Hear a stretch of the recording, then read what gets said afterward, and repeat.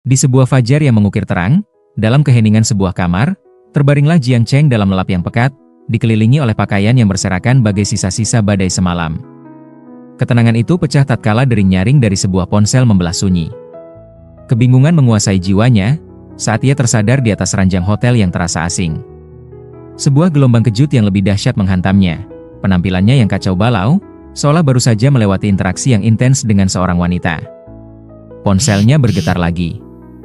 Sebuah pesan masuk dari nama yang tak asing, Zhao Jia. Ingatannya kembali. Mereka telah putus tak lama setelah memulai masa kuliah. Ada keanehan yang menusuk relung batinnya. Zhao Jia telah memblokir akun WeChat-nya. Namun kini ia mengirim pesan seolah-olah hubungan mereka tak pernah berakhir. Sesaat kemudian, tatapannya jatuh pada kalender di layar ponselnya. Tanggal yang terpampang di sana bagai sebuah pukulan, memicu pertanyaan yang mengguncang eksistensinya. Apakah ia terlahir kembali? Memori masa lalu berputar kembali bagai gulungan film tua. Zhao Jia pernah menuduhnya selalu terlambat mengirim angpau dan kurang memberinya perhatian. Kini, ia telah menemukan seseorang yang lebih mengerti dan mencintainya. Sebuah rasa frustrasi melanda Jiang Cheng, mengingat sumpah setianya yang dulu terucap, kini hancur lebur oleh kenyataan yang kejam. Ia tahu betul watak Zhao Jia, dan ia menduga takkan lama lagi wanita itu akan kembali meminta angpau. Dan dugaannya tepat. Sebuah pesan masuk, dengan nada yang familiar, meminta hal yang sama.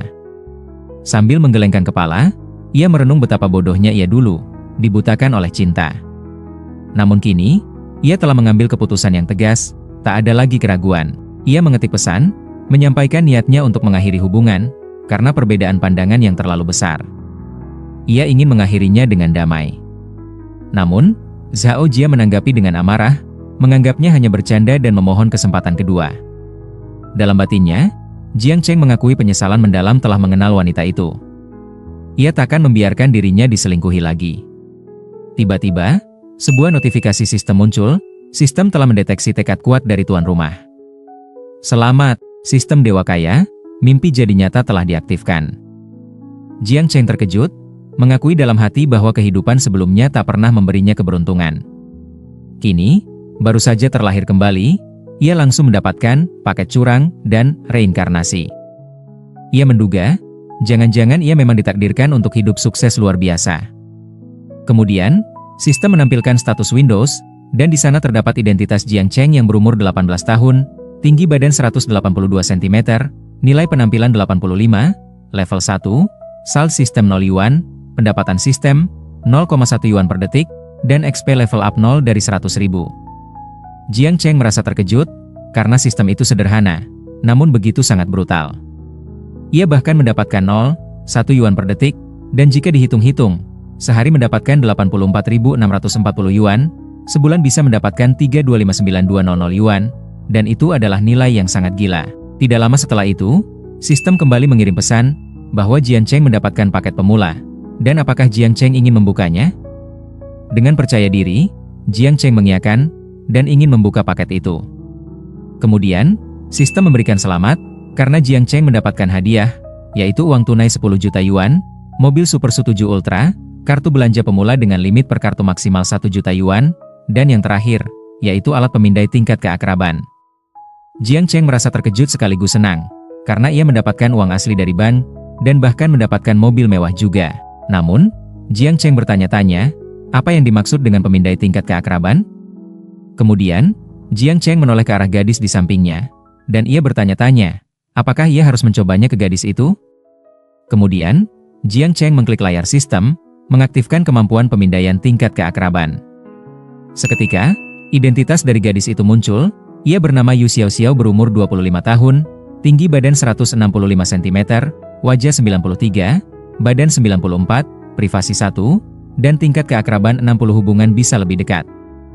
Jiang Cheng merasa hal ini menarik. Data lain mudah dipahami, kecuali angka privasi. Dengan rasa penasaran yang memuncak, ia mengklik tombol privasi. Penjelasan dari sistem muncul, nilai privasi adalah jumlah kontak paling intim dengan lawan jenis dalam kehidupan pribadi. Setelah memahami artinya, Jiang Cheng terkejut. Ia menyimpulkan bahwa Yu Xiao baru saja mengalami pengalaman pertamanya dengannya. Ia teringat kembali pada hari itu di kehidupan sebelumnya, saat ia merasa begitu stres karena telepon dan pesannya kepada Zhao Jia tak berbalas. Ia pergi ke bar, mabuk, dan secara kebetulan bertemu Yu Xiaoxiao yang juga sedang galau. Meskipun ia telah mengambil keperawanan gadis itu, tingkat keakraban mereka hanya 60. Ini memberinya kesimpulan bahwa Yu Xiaoxiao saat itu hanya mabuk berat, bukan karena jatuh cinta pada pandangan pertama. Tiba-tiba, Yu Xiaoxiao membuka matanya. Ia berkata, Jiang Cheng menghela napas, tersenyum getir, dan menggelengkan kepalanya, persis seperti saat mabuk. Yu Xiaoxiao mengakui, ia benar-benar memiliki aura bucin alami. Jiang Cheng merebahkan tubuhnya kembali, menyatakan bahwa ia tidak sedang bernostalgia. Yu Xiaoxiao bertanya mengapa ia terlihat sedih saat bangun tidur. Jiang Cheng menjawab, ia hanya berpikir mengapa ia tidak bertemu gadis itu lebih awal. Seketika, notifikasi sistem kembali muncul, mengumumkan bahwa karena kecepatan respon yang luar biasa, ia mendapatkan hadiah, kartu belanja Supercar Treat. Karena Yu Xiaoxiao terkesan, ia mendapatkan hadiah tambahan, skill lidah lincah, yang meningkatkan kelincahan dan kekuatan lidah. Jiang Cheng terkesan, sadar bahwa dengan skill ini, ia bisa membuat Yu Xiaoxiao melayang ke langit. Tanpa ragu, ia mencium Yu Xiaoxiao, mengaktifkan skill barunya. Yu Xiaoxiao terkesima. Dalam hatinya, ia mengakui betapa dahsyatnya ciuman itu, sangat berbeda dari ciuman sebelumnya. Namun, dengan senyum licik di wajahnya, Jiang Cheng menyuruhnya untuk tidak salah paham, karena ciuman yang sesungguhnya baru saja akan dimulai. Sesaat kemudian, tubuh Yu Xiaoxiao menggigil, merasakan sesuatu yang belum pernah ia rasakan sebelumnya.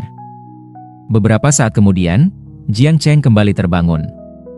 Di sampingnya, tumpukan uang berserakan di atas tempat tidur, membuatnya terkejut. Ia menyimpulkan bahwa Yu Xiaoxiao menganggapnya sebagai seorang gigolo. Ketebalan tumpukan uang itu menunjukkan jumlah sekitar 10.000 yuan. Di sana, sebuah surat kecil tergeletak, ditinggalkan oleh Yu Xiaoxiao. Dalam surat itu, Yu Xiaoxiao berterima kasih atas jamuan yang diberikan Jiang Cheng, mengakui bahwa ia sangat puas malam itu, dan uang itu adalah imbalan yang pantas. Jiang Cheng tersenyum pahit, mengakui betapa uniknya Yu Xiaoxiao, tidak hanya memberikan keperawanannya, tetapi juga sejumlah besar uang. Jiang Cheng mulai mengenakan pakaiannya kembali, merasa sedikit menyesal karena tidak mendapatkan kontak gadis itu. Namun, yang paling menarik perhatiannya saat ini adalah kartu treat. Ia bertanya-tanya, jika ia berbelanja, akankah ia mendapatkan bonus besar? Dan apa isi dari bonus itu? Sistem menjelaskan bahwa saat berbelanja dalam jumlah tertentu, ada peluang untuk mendapatkan bonus uang dalam kelipatan tertentu, bisa 10, 20, atau bahkan lebih. Untuk kartu pemula, kelipatan maksimal adalah 50 kali. Sebuah ide brilian muncul dalam benak Jiang Cheng. Jika ia langsung membeli mobil seharga 10 juta yuan dan mendapatkan kelipatan 50 kali, ia bisa mendapatkan 500 juta. Namun, ia bisa menggunakan 5 kartunya terlebih dahulu, mengumpulkan uang untuk membeli mobil yang lebih mahal, sehingga bonus yang didapatkannya akan lebih besar lagi. Ia mengakui, jika ia telah diberi paket curang dalam kehidupan barunya, ia harus memanfaatkannya semaksimal mungkin. Di kehidupan ini, ia akan menjadi dewa kaya sejati dan menuliskan legendanya sendiri. Ia menyadari bahwa di tanggal itu, masih jauh sebelum perusahaan-perusahaan besar mulai bangkit. Jiang Cheng berniat mengumpulkan modal yang cukup untuk membeli saham awal dalam jumlah besar. Perusahaan-perusahaan itu akan menjadi alat untuk mewujudkan ambisinya yang tinggi. Dan saat itu, di kota Tongcheng, kebijakan pembelian rumah tidak dibatasi, selama tidak menggunakan pinjaman bank, yang berarti masih bisa ia siasati. Ia memiliki 5 kartu belanja dengan batas 1 juta yuan, yang sangat pas untuk membeli rumah. Kini, di hadapannya, terparkir sebuah mobil mewah baru yang baru saja diberikan oleh sistem. Di samping mobil itu, seorang gadis asing berdiri. Dengan gestur menggoda, gadis itu menyapanya, bertanya apakah mobil itu miliknya. Jiang Cheng mengiyakan, dan menanyakan maksud gadis itu. Gadis itu menjelaskan bahwa ia harus segera pulang karena aplikasi menunjukkan pipa saluran air di rumahnya bocor, dan meminta Jiang Cheng untuk mengantarkannya sebentar. Namun, Jiang Cheng mengaktifkan pemindai tingkat keakraban. Seketika, identitas gadis itu terpampang jelas, Chen Liqi, 23 tahun, tinggi 168 cm, wajah 85, tubuh 88, privasi 28, dan tingkat keakraban 90, bisa melakukan hubungan intim. Gadis itu terkejut, karena Jiang Cheng begitu saja melewatinya dan masuk ke dalam mobil. Dalam hatinya, Jiang Cheng mengakui bahwa nilai privasi 28 masih bisa ia terima. Namun tingkat keakraban 90, padahal mereka baru saja bertemu, membuatnya heran. Setelah memasuki mobil, Jiang Cheng meminta maaf, menyatakan bahwa ia merasa terlalu sempit jika harus bersaing dengan 38 pria lain. Tanpa peduli, ia menancap gas, meninggalkan gadis itu seorang diri. Gadis itu terheran-heran. Bagaimana Jiang Cheng bisa tahu bahwa ia pernah berkencan dengan 28 pria? Ia bertanya-tanya, siapakah pria misterius itu sebenarnya? Gadis itu merasa menyesal, karena ia jarang-jarang bertemu dengan pria tampan dan kaya raya. Kemudian, seorang kakek menyukainya, menyebutnya adik manis, dan menyampaikan bahwa ia mendengar bahwa gadis itu mempunyai masalah dengan saluran air. Kakek itu mengakui bahwa ia adalah seorang ahli dalam urusan saluran air selama 30 tahun, dan kakek itu menawarkan diri untuk membantu. Namun, sambil melindungi tubuhnya, gadis itu menyebut sang kakek mesum gila. Kakek itu merasa heran dan bertanya-tanya, kenapa gadis itu malah memakinya? Kenapa pria muda tadi boleh membantu? Dan kenapa ia tidak boleh? Pria itu mengakui bahwa ia memiliki teknik yang jago, servis profesional, jujur tanpa pernah menipu, dan jika hasilnya tidak memuaskan, maka gadis itu tidak perlu membayar. Namun, gadis itu merasa jijik, dan bahkan menyuruh sang kakek untuk segera pergi. Kini, orang-orang di sekeliling kakek itu mulai menertawakannya. Sang kakek langsung menoleh, dan menanyakan apa yang mereka tertawakan, dan apakah memang ada yang lucu? Seorang pria menjelaskan, bahwa saluran air yang dimaksud gadis itu beda dengan maksud sang kakek. Pria itu menegaskan, bahwa saluran air yang dimaksud adalah saluran air yang ada di tubuh wanita itu. Sang kakek merasa heran sekaligus terkejut, karena anak muda zaman sekarang sudah main terlalu jauh. Sementara itu, gadis itu menendang suatu benda dengan kesal. Saat ia merasa kesakitan, ia malah menyalahkan hidupnya yang sangat apes. Beberapa saat kemudian, Jiang Cheng telah sampai di suatu tempat.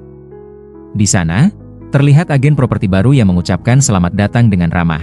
Salah satu sales merasa jijik, karena ia menganggap Jiang Cheng sebagai beban orang tua yang membuang-buang waktu, dan kini sales itu berniat menyerahkan semuanya kepada rekannya, Xiao Xiao. Kemudian, dengan raut wajah yang khawatir, Xiao Xiao mengakui bahwa ia masih anggota baru, dan belum berani menghadapi pelanggan sendirian. Namun, sales pria itu menyuruhnya untuk tidak takut, karena mereka sudah sering berlatih bersama, jadi tinggal mengikuti alurnya saja. Kemudian, dengan gelagat ramah, Xiao Xiao memperkenalkan dirinya, menyampaikan bahwa ia adalah agen dari properti Lianjia, dan menanyakan apakah ada yang perlu dibantu. Dengan nada tenang, Jiang Cheng meminta Xiao Xiao untuk mencarikan rumah yang cocok untuknya. Xiao Xiao mengkonfirmasi, namun sebelum itu, Xiao Xiao menanyakan apakah ada lokasi tertentu yang Jiang Cheng minati, dan kisaran harga berapakah yang Jiang Cheng inginkan. Sementara itu, di sisi lain, sales pria yang tadi dalam hati menyuruh Xiao Xiao untuk tidak salah paham, karena di dunia properti itu ada banyak trik. Tidak semua pelanggan yang datang bisa jadi bertransaksi, dan Xiao Xiao harus belajar mulai dari cara memilih calon pembeli. Di sisi lain, Xiao Xiao mulai menjelaskan salah satu apartemen kecil yang sudah full furnished, dan harganya juga terjangkau. Xiao Xiao menjelaskan bahwa TP itu paling laku di pasaran, dan ia menanyakan pendapat Jiang Cheng tentang itu. Jiang Cheng mengakui bahwa itu terlalu murah, dan meminta Xiao Xiao untuk mencarikan harga 1 juta yuan. Dengan sedikit panik, Xiao Xiao mengkonfirmasi, dan ia akan segera mencarikannya. Beberapa menit kemudian, Xiao Xiao hampir melupakan sebuah pertanyaan penting, dan ia menanyakan, apakah ada preferensi lokasi? Dengan nada tenang, Jiang Cheng meminta Xiao Xiao untuk mencarikan yang mudah untuk disewakan, jangan yang dalam kondisi mentah, dan boleh semi atau full furnished. Dalam hati, Jiang Cheng mengakui bahwa Xiao Xiao adalah gadis yang polos, dan Jiang Cheng menduga, pastilah Xiao Xiao baru dalam pekerjaan itu. Kemudian, Jiang Cheng menunjuk salah satu gambar rumah dan menanyakan, apakah rumah yang dengan harga lebih dari 1 juta yuan masih bisa dinegosiasi? Jika bisa, Jiang Cheng akan membeli 5 sekaligus dengan uang cash. Seketika, Xiao Xiao langsung terkejut, tidak percaya Jiang Cheng akan membayarnya secara langsung. Jiang Cheng mengiyakan, dan setelah itu Jiang Cheng akan menitipkan ke Xiao Xiao untuk disewakan. Dengan senang hati, Xiao Xiao akan membantu bernegosiasi, dan Xiao Xiao akan mengusahakan semuanya sampai selesai. Dalam hati, Xiao Xiao mengakui, jika memang apa yang dikatakan Jiang Cheng adalah benar, maka Xiao Xiao akan mendapatkan bonus besar. Sementara itu, sales pria yang tadi menguping pembicaraan mereka dari luar, ia tidak menduga bahwa Jiang Cheng akan membeli 5 unit rumah sekaligus, dan ternyata ia salah menilai Jiang Cheng. 1 jam kemudian, terlihat seorang manajer dari toko itu, dan ia menyampaikan bahwa ia dan Xiao Xiao sudah bernegosiasi. Sang manajer menjelaskan bahwa 5 unit rumah totalnya 5 juta yuan, dan komisi Jiang Cheng senilai 1%. Sang manajer juga menyerahkan berkas dan kontraknya untuk dicek terlebih dahulu oleh Jiang Cheng. Dengan santai, Jiang Cheng langsung menandatangani kontrak itu tanpa melihatnya terlebih dahulu, karena ia percaya dengan Xiao Xiao, dan jika lain kali Jiang Cheng akan membeli lagi, maka ia akan menghubungi Xiao Xiao. Di sisi lain, dengan wajah terkagum, Xiao Xiao mengakui dalam hati bahwa komisi 2% dari jumlah itu, ia bisa membawa pulang 4 atau 5 juta yuan, dan Jiang Cheng berkata masih ingin membelinya.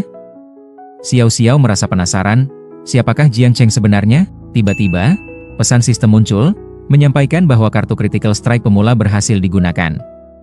Sistem memberikan selamat, karena host mendapatkan penggandaan 35 kali lipat, dan uang yang didapatkan senilai 35 juta yuan. Pesan lain muncul, menyampaikan bahwa kartu Critical Strike pemula berhasil digunakan. Sistem memberikan selamat, karena host mendapatkan penggandaan 50 kali lipat, dan uang yang didapatkan senilai 50 juta yuan. Seketika Jiang Cheng terkejut, karena awalnya ia pikir bisa mendapatkan 10 juta yuan saja sudah bagus. Namun, ternyata Jiang Cheng berpikir terlalu sempit, dan untungnya ia tetap membeli setiap unit dengan nilai 1 juta yuan, jika tidak maka ia akan rugi. Tiba-tiba, pesan sistem muncul kembali.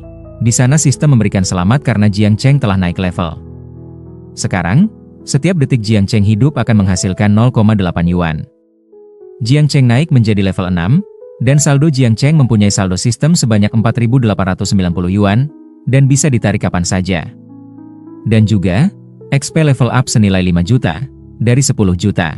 Jiang Cheng kembali terkejut dan menduga, mungkin saja Xiao Xiao membawa keberuntungan untuknya. Karena segera setelah membeli 5 unit di tempatnya, Jiang Cheng mendapatkan 230 juta lebih, dan setiap hari bisa mendapatkan gaji 70.000 yuan. Jiang Cheng mengakui bahwa kehidupannya yang sekarang seperti menggunakan ceat, sangat berbeda dari kehidupan yang sebelumnya. Jika begitu, Jiang Cheng berniat untuk menjadi orang kaya yang bisa sesuka hati. Kemudian, Jiang Cheng memanggil Xiao Xiao, dan mengajaknya untuk ikut. Xiao Xiao menyahut, dan menanyakan maksud dari perkataan Jiang Cheng. Di sisi lain, sang manajer berbisik pelan, dan dengan nada mengancam menyampaikan, bahwa Jiang Cheng telah membuat Xiao Xiao mendapatkan 5 transaksi sekaligus.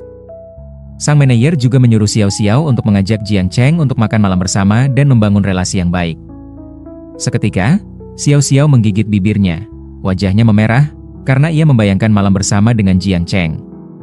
Kemudian, dengan nada tergagap, Xiao Xiao meminta Jiang Cheng untuk menahan terlebih dahulu, dan menunggu sampai mereka saling mengenal. Namun Jiang Cheng tidak mengerti dengan apa yang diucapkan Xiao Xiao, dan meluruskan maksudnya, bahwa Jiang Cheng ingin membayar, dan meminta Xiao Xiao untuk mengirimkan nomor rekeningnya. Namun, Xiao Xiao terkejut, dan bertanya-tanya kenapa Jiang Cheng ingin mengirimkan uang kepadanya. Jiang Cheng menjelaskan, bahwa hari ini Xiao Xiao sudah menjadi bintang keberuntungannya. Jiang Cheng harus berterima kasih, dan Jiang Cheng berharap mereka berdua bisa bertemu lagi. Namun, Xiao Xiao merasa kebingungan, dan dalam hati mengakui, bahwa ia sama sekali tidak mengerti dengan apa yang dikatakan oleh Jiang Cheng. Beberapa menit kemudian, terlihat Xiao Xiao yang sangat terkejut, karena baru saja ia mendapatkan uang sebanyak 35 juta dari Jiang Cheng. Di sisi lain, Jiang Cheng mengakui dalam hati, bahwa transaksi itu memberikan Jiang Cheng binus senilai 200 juta yuan lebih, dan memberi uang senilai 35 juta yuan untuk menjalin hubungan yang baik, itu adalah sesuatu yang sangat wajar. Kini, poin kedekatan Xiao Xiao mencapai 85, dan ia langsung menunjukkan barcode untuk meminta Jiang Cheng berteman dengannya di WeChat. Jiang Cheng terkejut, karena uang 35 juta yuan bisa langsung membuat tingkat kedekatan naik dari 50 menjadi 85. Jiang Heng mengakui, uang memang memiliki kekuatan ajaib. Kemudian, Jiang Cheng mengkonfirmasi dan menambahkan Xiao Xiao ke daftar teman di WeChat-nya. Dalam hati, Xiao Xiao mengakui, bahwa Jiang Cheng ternyata cukup tampan. Kemudian, Xiao Xiao kembali berhayal dan mengakui, jika malam ini Jiang Cheng mengajaknya ke arah intim. Meskipun agak cepat, Xiao Xiao merasa itu tidak apa-apa. Di sisi lain, Jiang Cheng melambaikan tangannya, mengucapkan bahwa Xiao Xiao sudah bekerja keras hari ini, dan Jiang Cheng akan pulang terlebih dahulu. Namun, Xiao Xiao memanggil nama Jiang Cheng, dan langsung mengejarnya. Dalam hati Xiao Xiao bertanya-tanya, kenapa Jiang Cheng pergi begitu saja?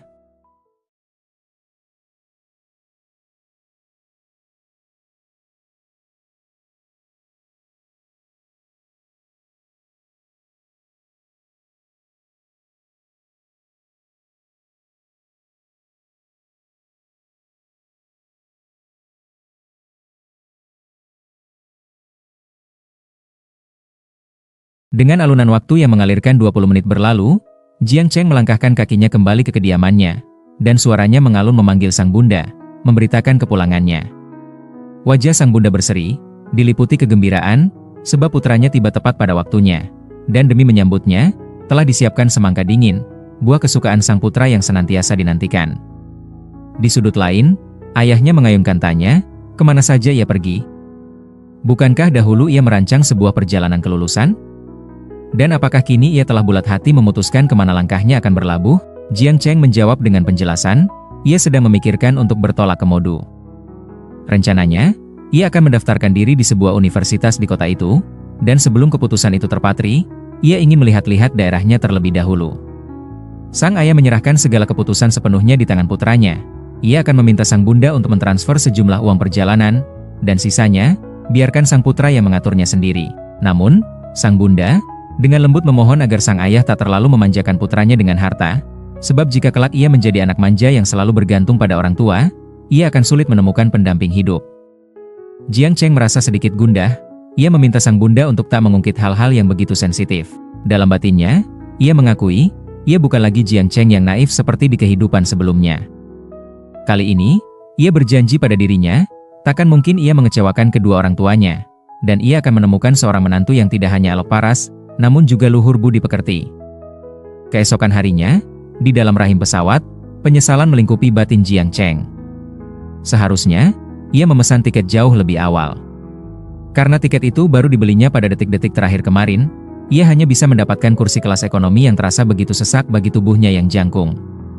Saat ia berjalan di lorong, mencari-cari kursinya, tanpa sengaja ia menyenggol seorang wanita. Dengan sedikit rasa panik, ia menoleh, dan segera memohon maaf.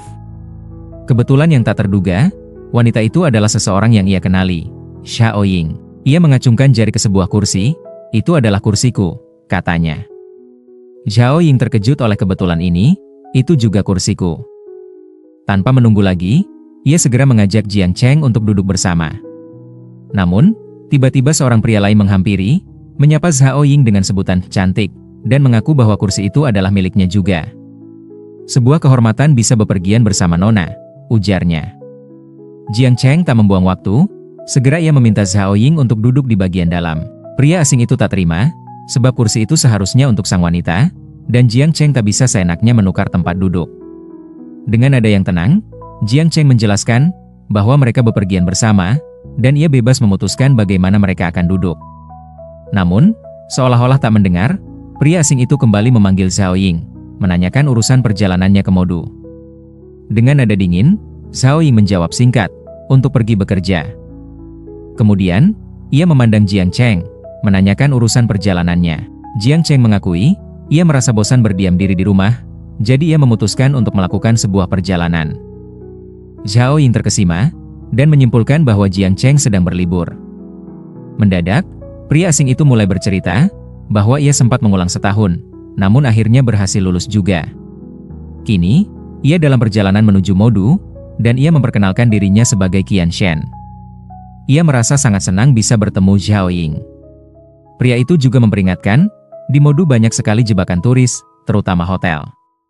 Namun, hotel tempatku menginap sangat bagus, lanjutnya, sebab ayahnya telah mengaturnya, bahkan mereka akan mengirimkan mobil untuk menjemputnya.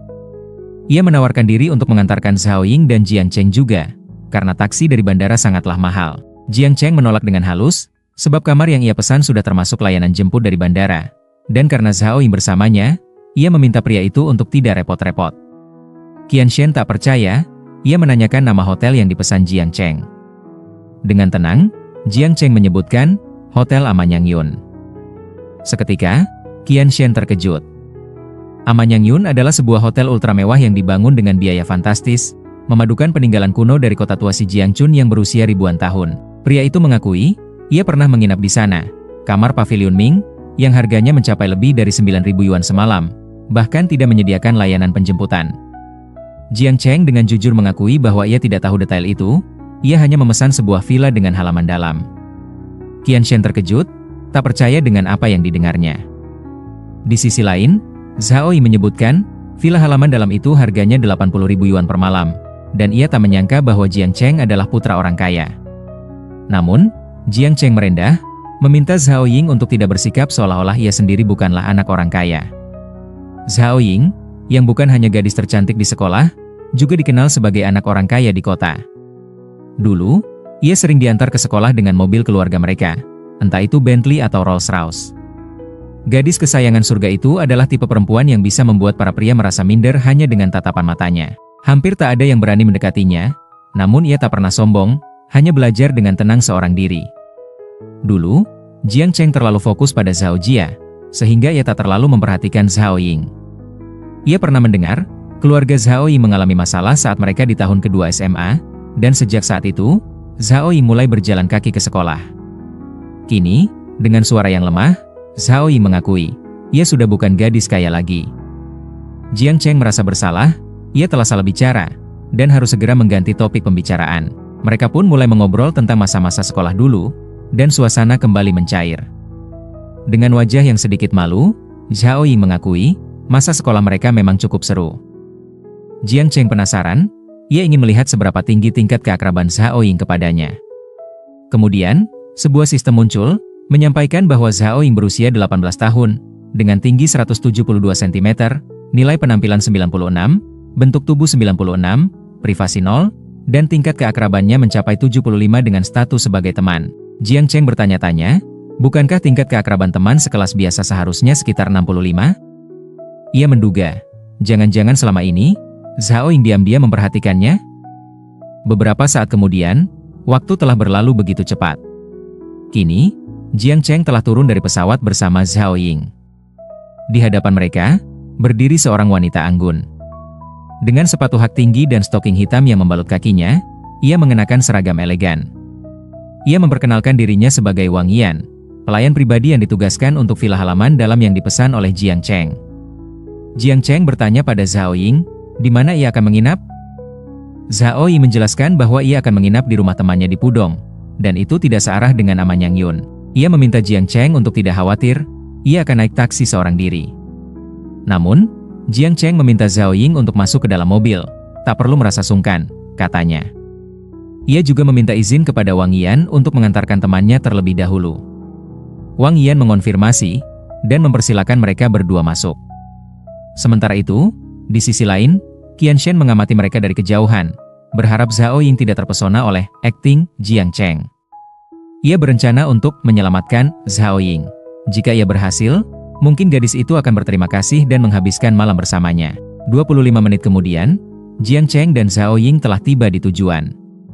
Zhao Ying mengakui, ia sangat senang bisa bertemu Jiang Cheng, dan ia meminta izin untuk menambahkan Jiang Cheng ke daftar teman di WeChat. Jika mereka bertemu lagi, ia berjanji akan mentraktirnya. Jiang Cheng mengonfirmasi, dan mengingatkan Zhao Ying akan janjinya. Zhao Ying mengangguk, berterima kasih untuk hari ini. Jiang Cheng membalas, mengucapkan selamat jalan. Sementara itu, Qianshen masih mengikuti mereka. Ia bertanya-tanya, mengapa Jiang Cheng melepaskan Zhao Ying begitu saja? Ia merasa sial, malam romantisnya telah hancur. Setengah jam kemudian, Jiang Cheng telah tiba di penginapan. Ia mengakui, menginap di Aman Yang Yun adalah keputusan yang tepat, karena itu sepadan dengan setiap sen yang dikeluarkan. Kemudian, Wang Yan menghampirinya, menyampaikan bahwa air mandi telah disiapkan. Seketika, Jiang Cheng terkejut, ia bertanya, apakah itu bagian dari pelayanan hotel? Wang Yan menjelaskan, membantunya melepas pakaian memang termasuk dalam pelayanan. Namun untuk urusan pakaian dalam, ia harus mengurusnya sendiri. Dengan nada tergagap, Jiang Cheng mengonfirmasi bahwa ia mengerti. Setelah masuk ke dalam air, ia terkejut, karena Wang Yan masih berada di sana, bahkan telah menyiapkan sesuatu. Wang Yan menjelaskan, menggosok punggungnya juga termasuk ke dalam pelayanan, namun ia tidak akan membersihkan secara keseluruhan. Kemudian, Wang Yan mulai melakukan tugasnya, menggosok punggung Jiang Cheng. Dalam batinnya, ia mengakui, itu benar-benar sangat menyenangkan. Ia mulai berhayal, dan mengakui dalam hati, setelah ia melihat lebih dekat, Wang Yan sebenarnya sangat menarik, dan jika memang ada semacam layanan khusus, itu pasti akan sangat luar biasa. Tiba-tiba, Wang Yan menyampaikan, tubuhnya sangat hangat, apakah karena airnya terlalu panas untuknya? Jiang Cheng merasa sial, karena ia memikirkan hal-hal yang tidak perlu. Dengan lembut, Wang Yan menjelaskan bahwa malam itu, pihak hotel mengadakan resepsi istimewa di Aman Yang Yun. Sebagai salah satu tamu super VIP, Jiang Cheng mendapatkan kehormatan untuk menerima undangan. Jika ia tertarik, ia dipersilakan untuk hadir. Acara tersebut diselenggarakan oleh salah satu klien Platinum Hotel, dan intinya adalah sebuah lelang untuk perhiasan-perhiasan bernilai tinggi. Jiang Cheng mengonfirmasi, menanyakan apakah ada ketentuan pakaian yang harus dikenakan. Wang Yian menjelaskan bahwa itu hanyalah lelang santai bagi kalangan dalam, tanpa aturan berpakaian yang ketat. Beberapa saat kemudian, Wang Yian memandu Jiang Cheng menuju seorang penjaga dan memperkenalkan dirinya sebagai tamu yang memegang kartu titanium Villa Koridor. Penjaga itu mengafirmasi, mempersilakan Jiang Cheng untuk masuk. Setelahnya, Wang Yian melambaikan tangannya, berharap agar ia menikmati momen berharganya. Jiang Cheng melangkahkan kakinya, bertanya-tanya apakah lelang telah dimulai, sebab suara riuh ramai terdengar dari dalam. Di dalam ruangan, sebuah item akan segera dilelang, Richard Mille RM056, yang dipasok oleh kolektor jam terkenal, An. Meskipun mereknya relatif baru, lebih dari 1 dekade perkembangannya telah menempatkannya di jajaran kelas atas, setara dengan Patek Philippe. Moderator menegaskan, ini adalah edisi terbatas global dengan emas, hanya ada 10 di seluruh dunia. Penawaran akan dimulai dari 15 juta, dan setiap kenaikan minimal 500.000 yuan. Dengan suara lantang, moderator mengumumkan bahwa lelang telah dimulai. Jiang Cheng bertanya-tanya, hanya 15 juta sebagai pembuka? Dalam 3 hingga 5 tahun ke depan, harganya di pasar sekunder bisa melonjak hingga lebih dari 25 juta.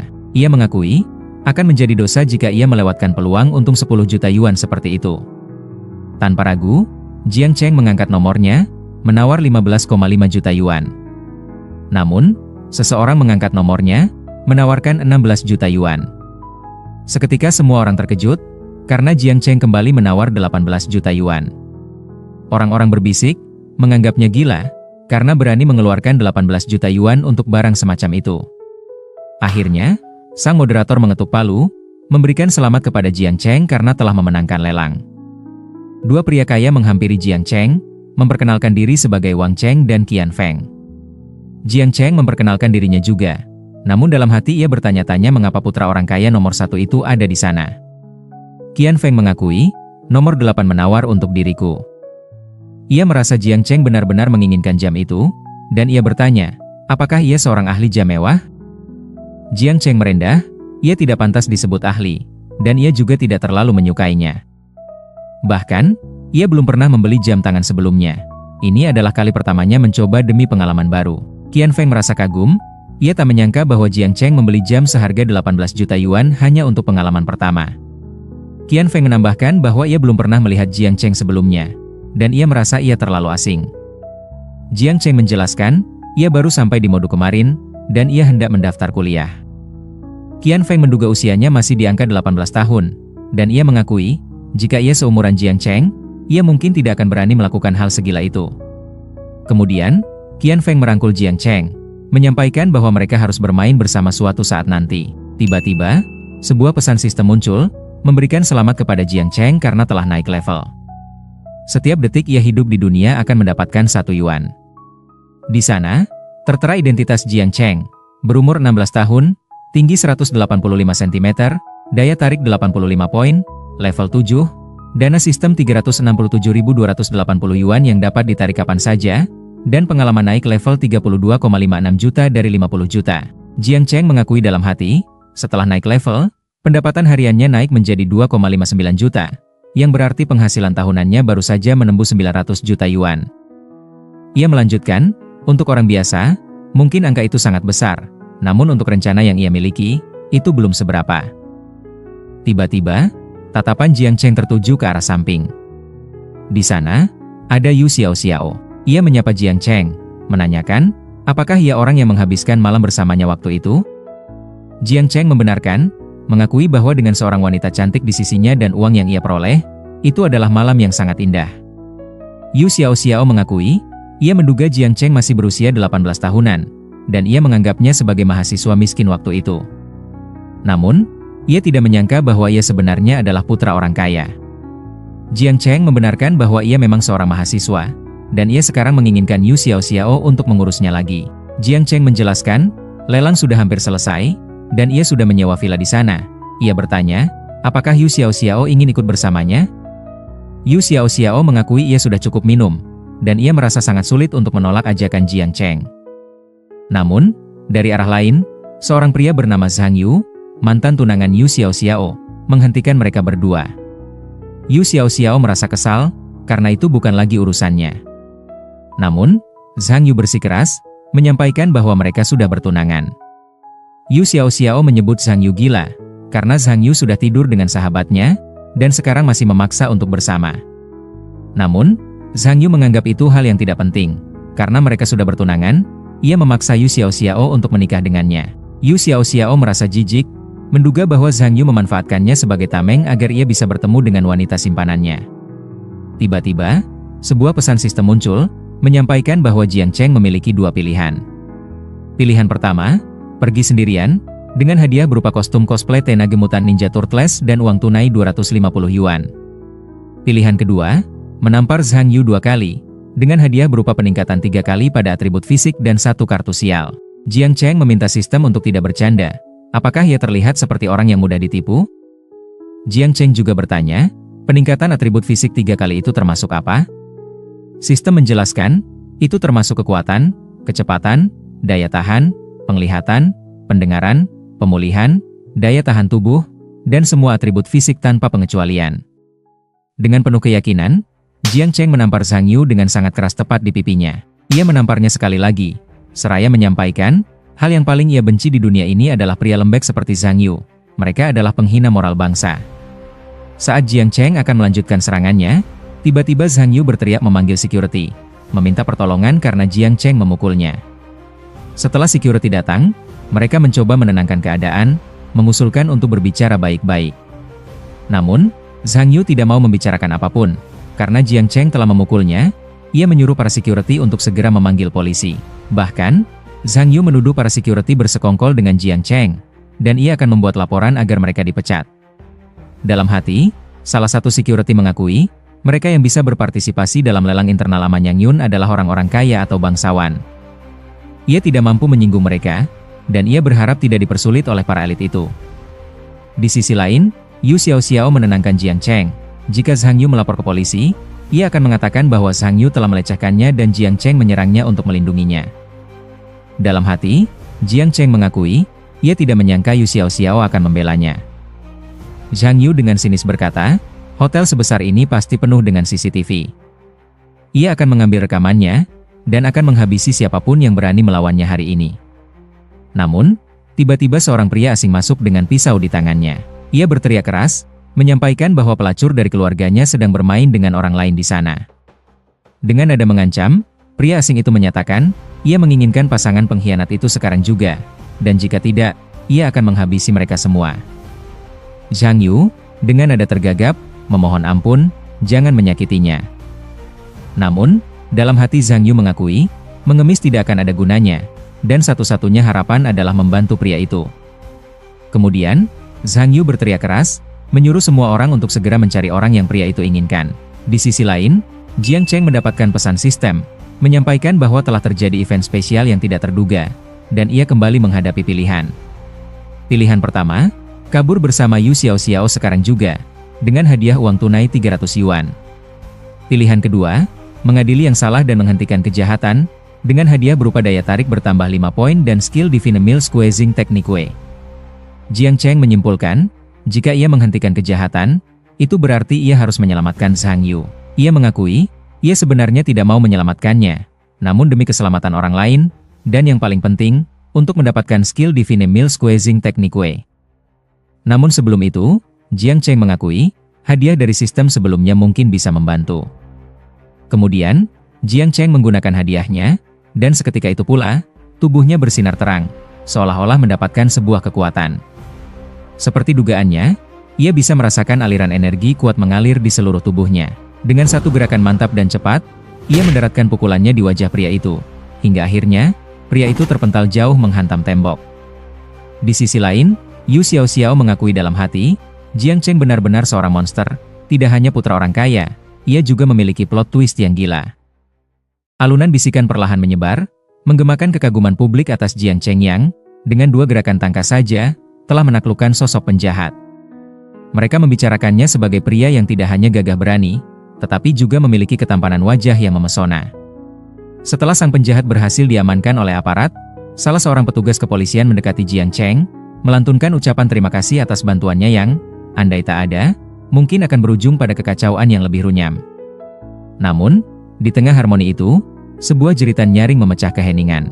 Zhang Yu berteriak lantang, menyampaikan niatnya untuk melaporkan Jiang Cheng. Di hadapan semua mata yang menyaksikan, ia mengklaim bahwa Jiang Cheng adalah seorang yang brutal dan kasar, memperingatkan sang polisi untuk tidak termakan oleh tipu dayanya. Sang petugas pun mengalihkan pandangannya, melirik ke kerumunan dan menanyakan kebenaran tuduhan bahwa Jiang Cheng telah memukul Zhang Yu. Tepat saat itulah, Yu Xiaoxiao melangkah maju. Ia menjelaskan dengan jelas bahwa kejadiannya tidak seperti yang digambarkan. Zhang Yu, sesungguhnya, telah berusaha menipu dirinya agar mau menikah dengannya. Dalam batinnya, sebuah kegembiraan membuncah di dada Jiang Cheng. Tingkat kedekatan mereka telah meroket hingga 90 poin. Sebuah pertanda yang meyakinkannya bahwa Yu Xiaoxiao memang telah jatuh ke dalam dekapannya. Dengan suara yang menenangkan, Jiang Cheng meminta Yu Xiaoxiao untuk tak perlu mencemaskan apapun, sebab kini ia telah berada di sisinya. Ia menegaskan, takkan pernah lagi membiarkan bajingan bernama Zhang Yu itu mengusik ketenangan Yu Xiaoxiao. Sementara itu, sang polisi menyimpulkan bahwa semua ini hanyalah sebuah kesalahpahaman yang tak perlu dibesar-besarkan, menyarankan agar mereka menyelesaikannya secara baik-baik. Namun, Zhang Yu tetap bersikukuh. Ia menantang polisi untuk segera memeriksa rekaman CCTV, bersumpah akan menuntut masalah ini hingga tuntas.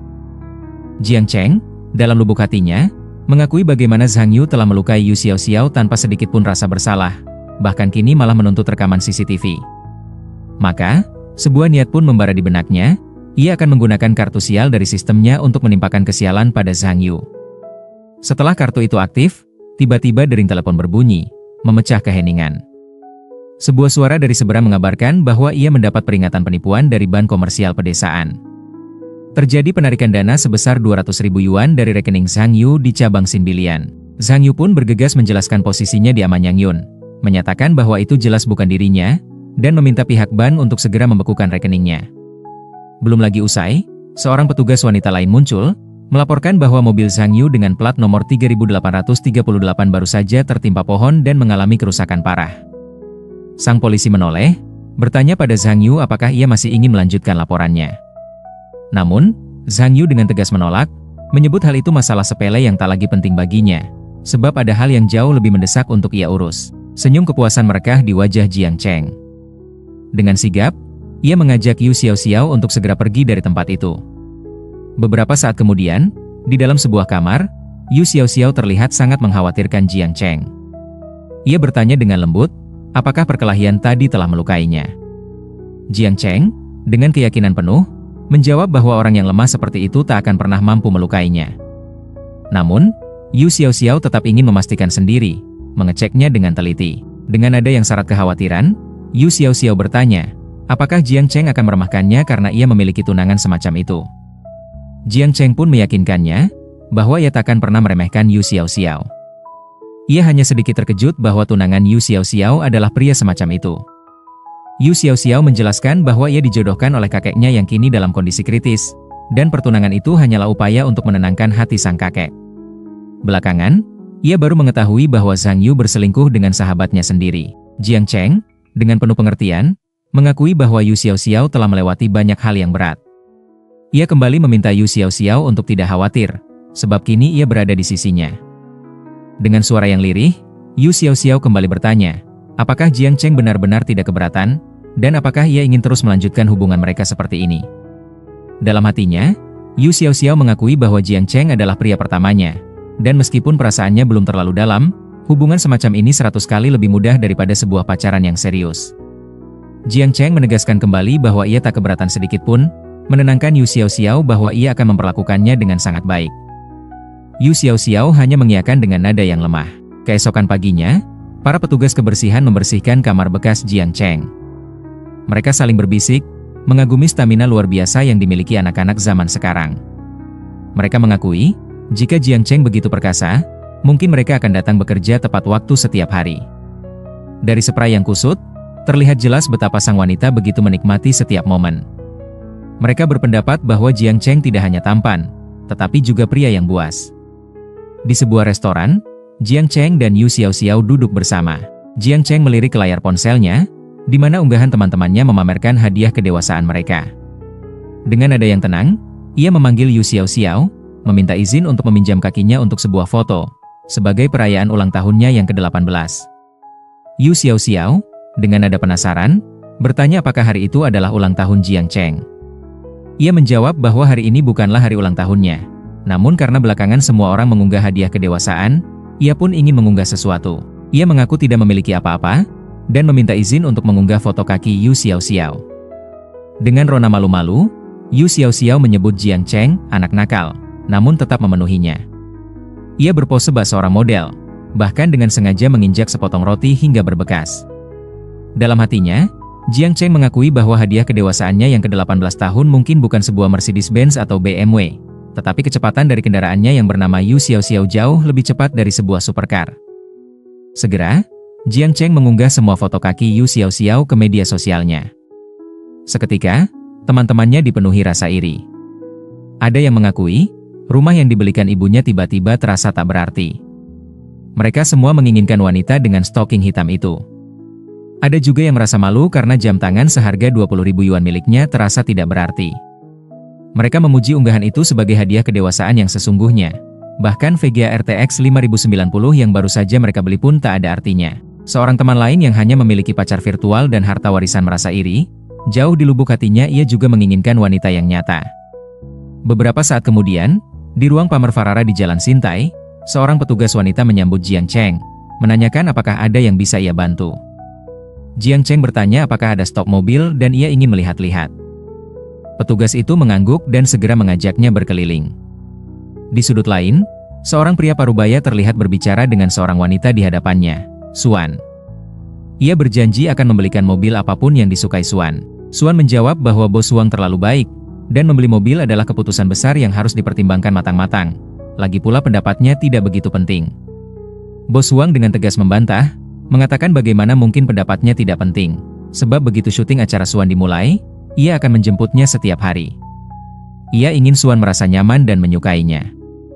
Namun, Suan menolak, menjelaskan bahwa jadwal syutingnya tidak menentu, dan bos Suan tidak perlu repot-repot menjemputnya.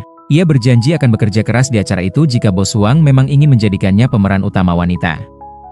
Dengan sedikit paksaan, bos Suan menegaskan, selama Suan menyetujuinya, peran utama wanita sudah pasti menjadi miliknya. Dalam batinnya, Jiang Cheng menyadari bahwa ia datang untuk melihat mobil, namun malah mendapatkan tontonan drama lengkap. Namun, seketika ia tersentak, teringat bahwa beberapa tahun ke depan, Suan akan menjadi salah satu dari 4 aktris terkenal dari foto saat ia keluar dari kolam renang. Di sisi lain, bos Suan kembali menanyakan pendapat Suan. Jika ia menyukai mobil itu, ia akan langsung membayarnya, dan setelah itu mereka bisa pergi minum-minum. Suan kembali menolak, menegaskan bahwa pendapatnya benar-benar tidak penting.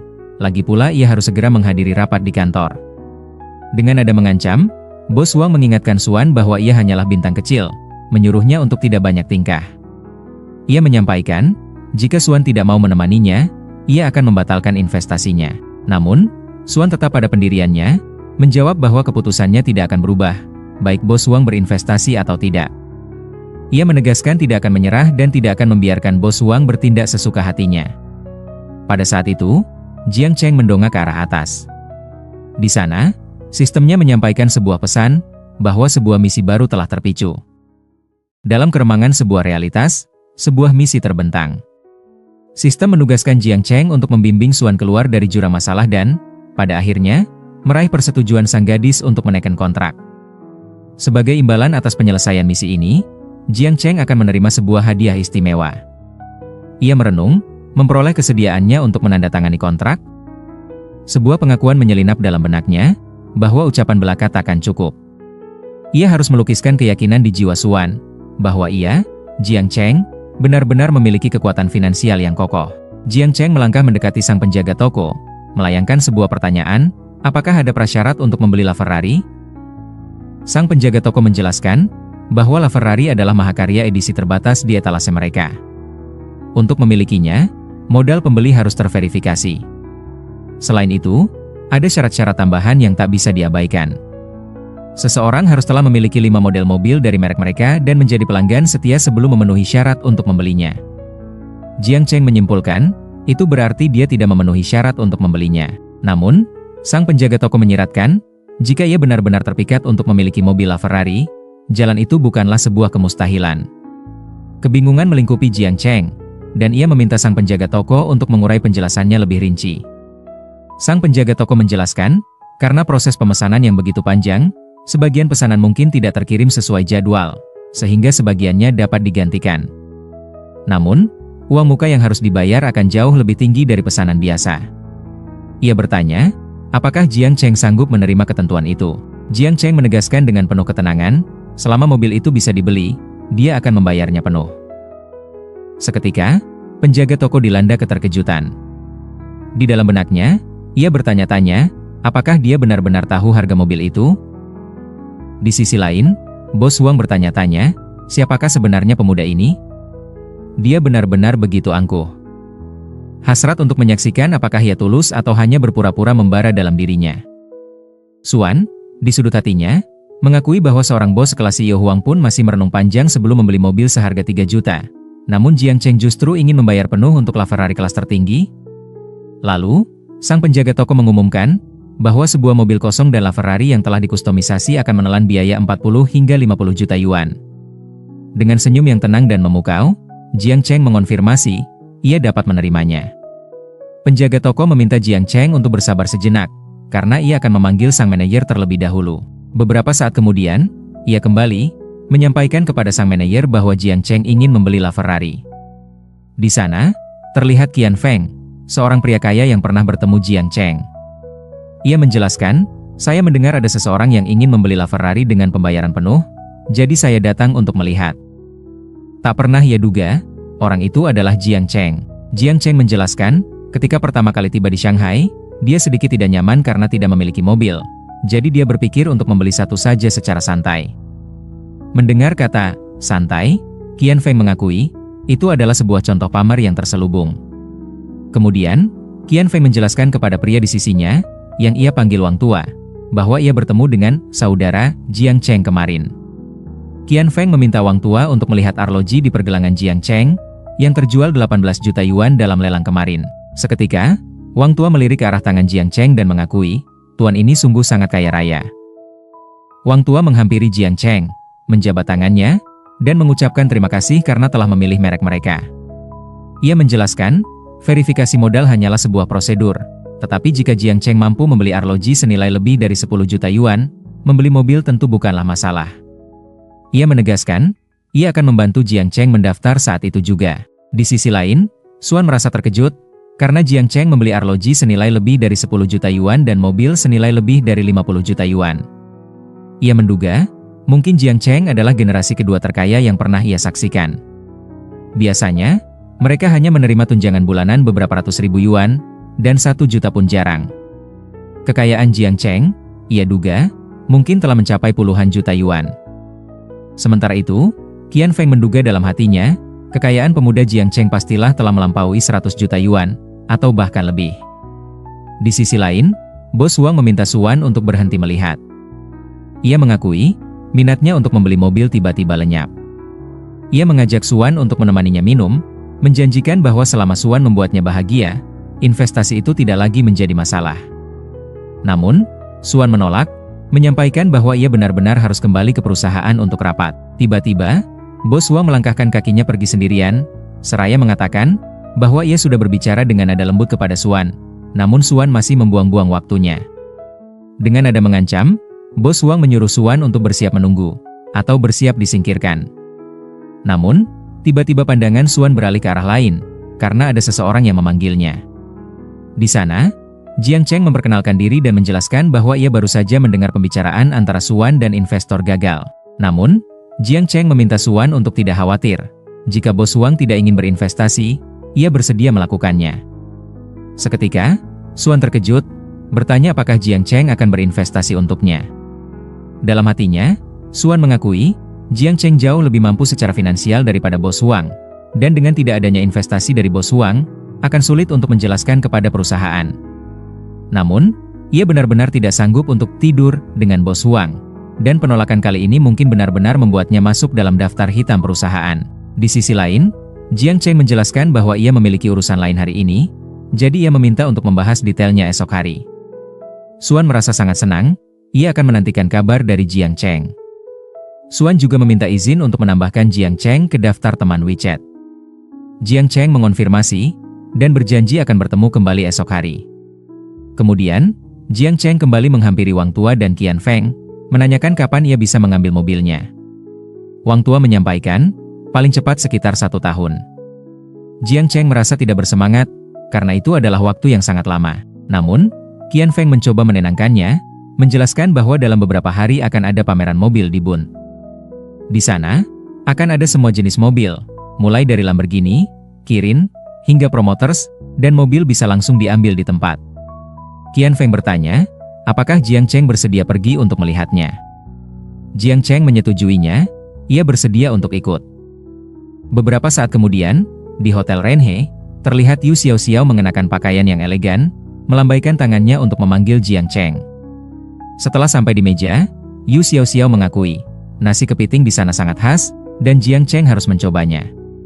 Selain itu, ada irisan ikan dengan arak beras, irisan bebek panggang dengan daun bawang dan kepala ikan, serta lembaran tahu tipis. Namun, dengan nada yang menggoda, Jiang Cheng mengakui, ia hanya ingin menyantap Yu Xiaoxiao. Dengan nada memohon, Yu Xiaoxiao mengakui, ia begitu lelah tadi malam, dan meminta Jiang Cheng untuk membiarkannya beristirahat beberapa jam lagi. Jiang Cheng menyampaikan, ia akan mengabulkannya, namun Yu Xiaoxiao harus memanggilnya dengan nama yang lebih manis. Dengan lembut, Yu Xiaoxiao memanggil Jiang Cheng dengan sebutan suami. Jiang Cheng mengakui, ia menyukai panggilan itu, jadi ia akan membiarkan Yu Xiaoxiao menunggu sedikit lebih lama. Kemudian, Jiang Cheng mengalihkan pembicaraan, menanyakan apakah Yu Xiaoxiao mengenal seorang gadis bernama Suan. Yu Xiaoxiao menjelaskan, Suan adalah artis di perusahaan mereka, dan bertanya mengapa Jiang Cheng menanyakan itu. Dengan nada khawatir, ia bertanya, apakah Jiang Cheng menyukai Suan? Jiang Cheng mengakui, ia tidak menyukainya, itu hanyalah sebuah pertemuan kebetulan. Ia bertanya bagaimana pendapat Yu Xiaoxiao tentang potensi Suan. Yu Xiaoxiao menjelaskan, meskipun perusahaan belum terlalu memperhatikannya sekarang, Suan memiliki kondisi dan potensi perkembangan yang bagus. Kemudian, dengan nada cemburu, Yu Xiaoxiao menyampaikan, jika Anda menyukainya, saya bisa membantu Anda. Dan untuk hubungan kita berdua, Anda bisa menghubungi saya kapan saja jika membutuhkan sesuatu. Yu Xiaoxiao menegaskan, ia tidak keberatan dengan hal itu. Namun, sambil mengelus kepala Yu Xiaoxiao dengan lembut, Jiang Cheng menyebutnya gadis bodoh. Ia meminta Yu Xiaoxiao untuk tidak perlu khawatir, entah itu wanitanya atau wanita orang lain, ia akan tetap memperlakukannya dengan baik. Yu Xiaoxiao bertanya, apakah ia akan berinvestasi kepada Suan sekarang? Jiang Cheng mengiyakan, ia ingin menandatangani kontraknya dan berinvestasi kepadanya. Yu Xiaoxiao menjelaskan, kontrak Suan belum habis. Jika mereka menandatanganinya, kemungkinan besar mereka harus membayar biaya pelanggaran kontrak, yang diperkirakan mencapai jutaan yuan. Selain itu, menandatangani Suan juga berarti harus mendirikan perusahaan baru.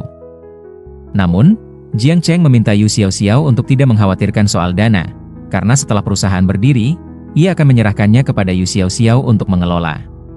Ia menegaskan, ia tidak akan ikut campur, dan ia juga akan memberikan beberapa saham kepada Yu Xiaoxiao. Dalam hatinya, Jiang Cheng mengakui, sistem pendanaan untuk mendirikan perusahaan akan tersedia. Selama Suan diberi sumber daya yang tepat, ia akan menjadi terkenal dalam 2 tahun. Saat itu, Suan juga akan memberinya keuntungan operasional yang cukup besar. Namun, Yu Xiaoxiao tidak bisa menerima tawaran saham itu. Ia menjelaskan, meskipun perusahaan berdiri, ia hanya akan bertanggung jawab pada operasional dan manajemen. Ia sama sekali tidak bisa menerima saham, dan yang paling baik, Jiang Cheng bisa memberinya gaji yang tinggi.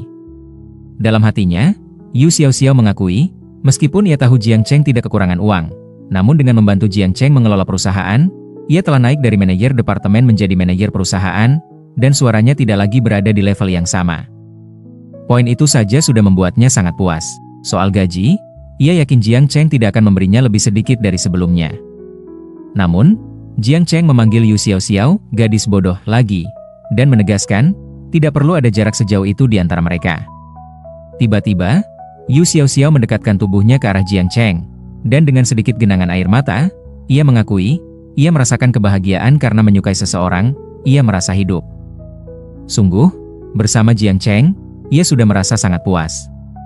Ia mengakui, sebelum bertemu dengan Jiang Cheng, hidupnya tidak ada artinya. Namun, tiba-tiba penjelasannya terhenti, karena di sana Xuan mengirim pesan, menyampaikan, meskipun ia agak lancang, ia tetap ingin memastikan dengan tuan muda Jiang Cheng, di mana dan jam berapa mereka akan bertemu esok hari. Jiang Cheng tersenyum tipis, dan mengakui dalam hatinya, bahwa Xuan sungguh sangat bersemangat. Terima kasih telah menonton video ini sampai akhir. Jangan lupa untuk mendukung channel ini dengan cara like, share, dan subscribe agar saya semakin semangat dalam menghadirkan alur cerita manhwa terbaik untuk kalian. Jika ada saran atau manhwa yang ingin dibahas, silakan tinggalkan komentar di bawah. Sampai jumpa di video berikutnya, dan tetap semangat mengikuti kisah seru lainnya.